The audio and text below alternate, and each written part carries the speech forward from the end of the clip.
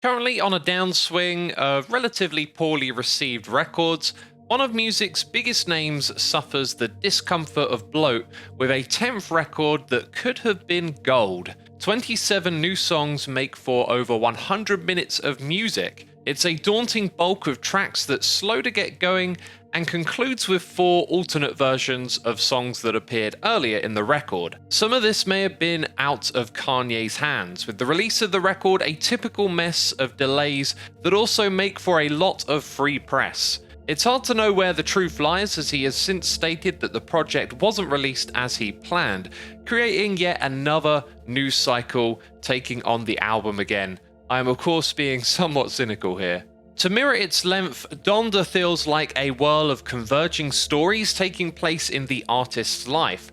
The passing of his mother and divorce with his wife being 2 recurring themes among many other stories, including his plea to grant clemency to Larry Hoover. It's more of the endearing vulnerability first heard on his 2018 record Ye, or Yay. His heartfelt lyrics and words where they occur reflect internal and external realities, and on occasion drifts between disillusion and heartbreak, given my perception of how the media interprets and presents his personal life. At his best, Kanye is raw, expressive, impassioned, and authentic, but the lack of focus means it's found mostly in the mid to latter half of the record. The opening string of 8 tracks from Donda Chant to OK OK lacks pace and urgency. Most of these beats are subdued with sparse percussion hinged on a couple of lively bass stabs. Slow tempos and moody atmospheres in themselves make up a concept and style, but the record will pivot later on.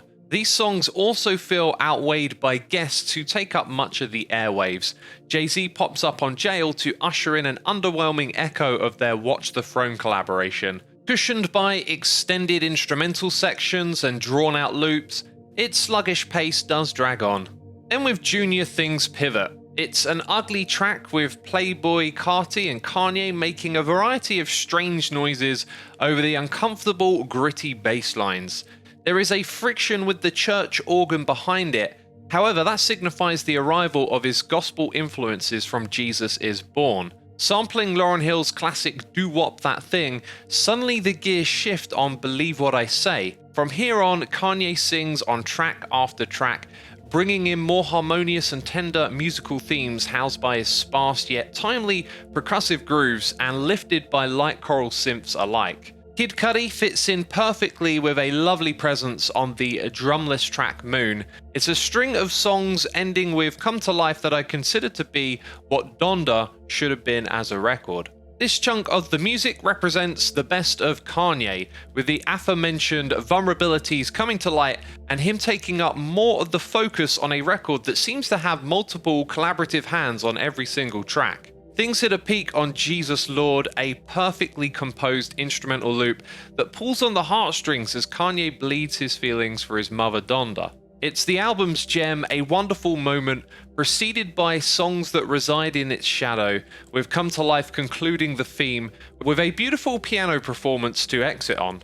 It feels like a final note, but then No Child Left Behind brings another wave of closure with a heavenly arrangement of choral synths and organ tones to bow out again before the bloat returns with the additional Part 2 collection of tracks, to which hearing The Locks again was quite the highlight.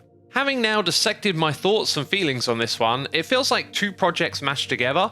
An evolved take on Jesus is King in the middle, surrounded by another theme that brings out Kanye the rapper, who frequently drops the rhymes that make me chuckle. Chanting I Know God Breathed on This is a keen example of when his sharp remarks don't land, not quite as genius as I think he thinks he is. I got this holy water, that's my beverages. They playing soccer in my backyard, I think I see Messi. There are a few of these lines sprinkled in here and there that just feel unnatural and contrived. There are plenty of counters to these examples, of course, moments where he gets the rhymes and hooks just right, but I prefer him vulnerable, straight, and not trying to be clever with the rhymes.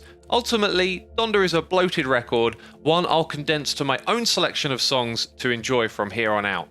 And if you do happen to head over to my music blog to see what the rating was in numerical form, 6 out of 10, I factor in things like runtime and how many kind of dud songs there are compared to ones that I really like. And 6 isn't a bad rating in my eyes. 4 is kind of like a baseline, and anything above there means there's some positives to go back to, right? And then it's just about how many. And I think if you'd stripped out a lot of the bloat out of this record, we'd be looking at a 7 or 8. But all this stuff is trivial. By writing these words, I try and break down the thoughts and break out of that numerical format. So in conclusion, I guess, take the number with a pinch of salt. Thanks for listening. If you'd like to see some more of my music blogs, go check the website out. Every page has over 1,000 articles sorted by artist, year, genre and more. Just hit Ctrl F and have a search for something that interests you. You can find a link to the blog in the description box down below, where you'll also find links to my other YouTube channels. Check them out if you are curious. Thanks again for watching, and be sure to subscribe to catch the next upload.